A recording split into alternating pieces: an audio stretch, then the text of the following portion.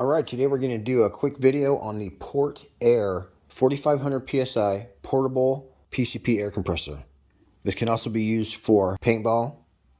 It comes with a standard 1/8 quick disconnect Foster fitting, so you can hook it to any standard fill probe or standard air gun. There will be a link in the description if you want to grab one of these. It's an affordable choice. These PCP guns can cost a fortune, so the last thing you want to do is spend another $1,000 on a PCP air tank. But Airgun channel is run most of the time on these $200 or $300 compressors.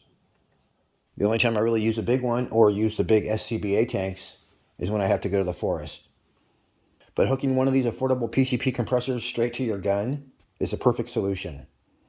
The only thing is that you do have to make sure to have a moisture filter in between the compressor and your gun so you can get the cleanest, driest air.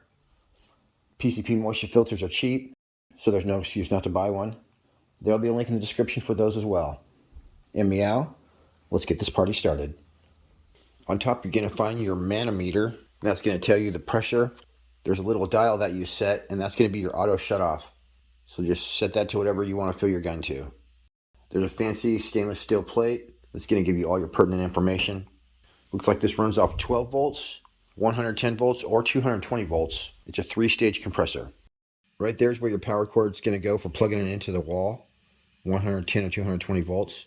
Below that is where you can plug in a 12-volt LiPo battery, or it comes with this handy kit where you can hook it straight up to your car battery. If you do run it off your car battery, make sure your car's running at the time. You should always plug air compressors straight into the wall rather than running them off an extension cord. As well, you're going to get a bag with extra moisture filters, little O-rings, some burst discs, and basically a rebuild kit.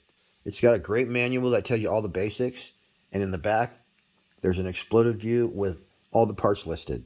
So you'll probably be able to work on this yourself very easily.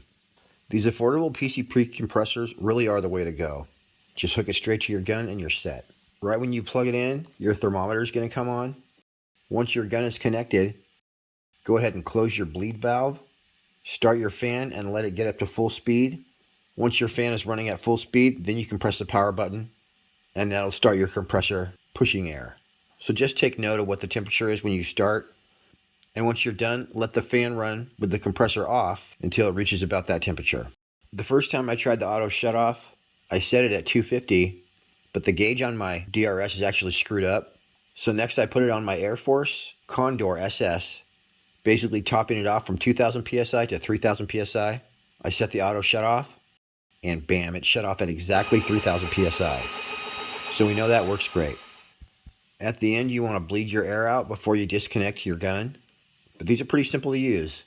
All in all, you guys, I'd say this is definitely a great choice for an affordable PCP compressor.